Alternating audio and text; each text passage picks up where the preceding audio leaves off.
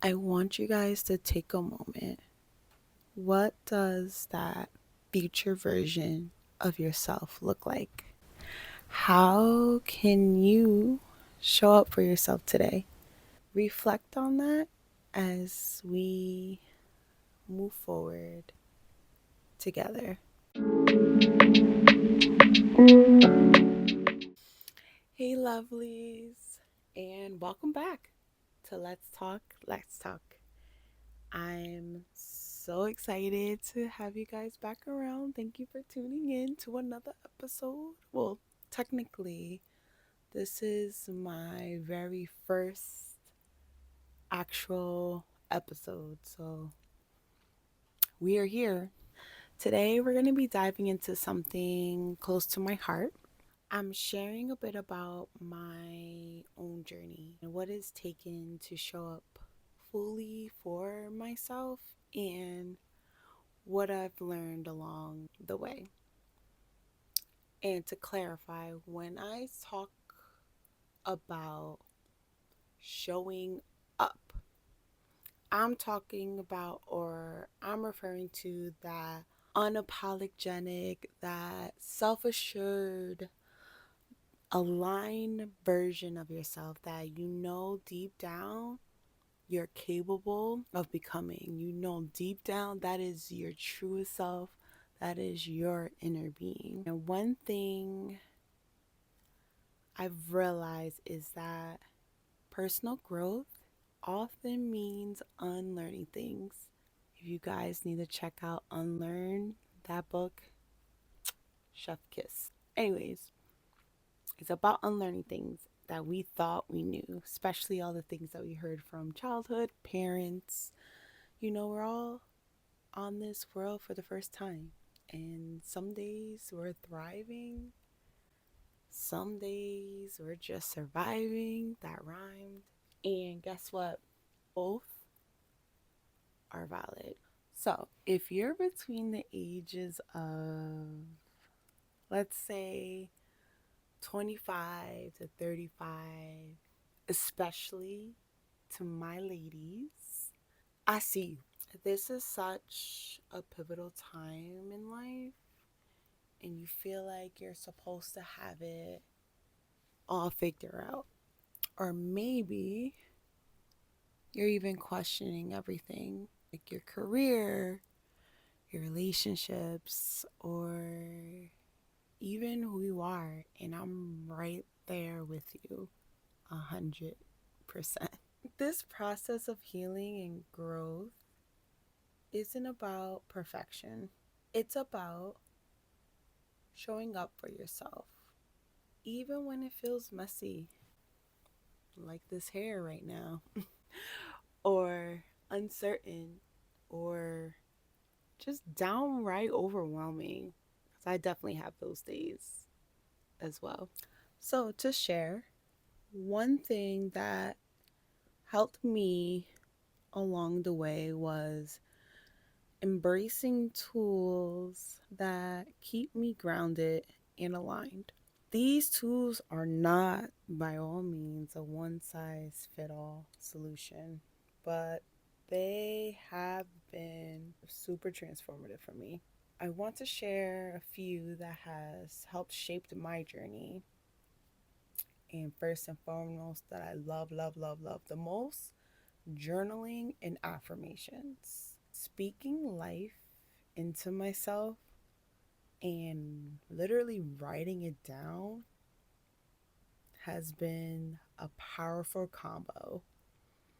When I affirm things like, I am enough, or I trust my journey, it really helps set the tone for the day for me.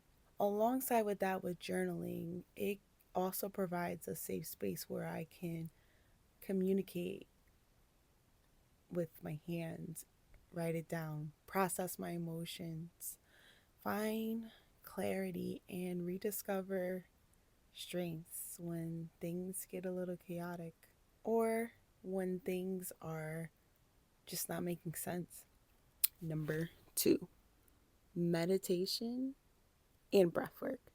taking just like 10 minutes a day to meditate, especially in the mornings, it helps quiet the noise and you get to connect to yourself and your intuition. With the added breath work, just a simple box breath or just a simple inhale and exhale and just sitting still.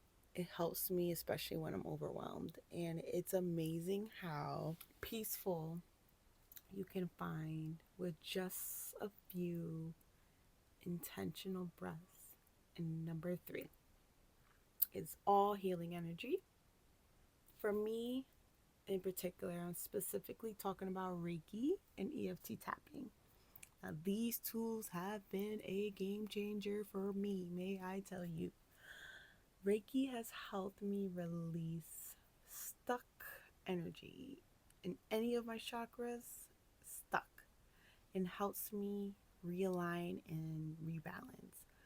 While EFT tapping, which I will dive in the future, allows me to work through those heavy emotions, or I can combine it with an affirmation to help implement that, help kind of dig that seed in me. And it's pretty much tapping on different pressure points throughout the body. And that alone has brought me so much clarity, so much calm, and ways that I never thought possible. Lastly is movement. And for me, pole dancing has been a self love in motion. It's like a romantic dance for me. It's a way that I can reconnect with my body and release any pent up energy. Helps me feel empowered, helps me tap into like my femininity. And whether it's pole, but for me it's pole, but it could be yoga for you or even just a simple walk. Movement has a way of shifting your energy and it grounds you. And that's something else I can't wait to dive deeper into, as all the other tools that I mentioned in future episodes. So definitely stay tuned for that. Something went in my eye. I'm sharing all of this to remind you that your journey doesn't have to look like anyone else's. You might resonate with some of the things that I said, or maybe you'll find your own. Either way, what matters is that you are intentional about finding things that will help support your growth, finding practices that ground you to stay present and to show up daily. As I take this breath,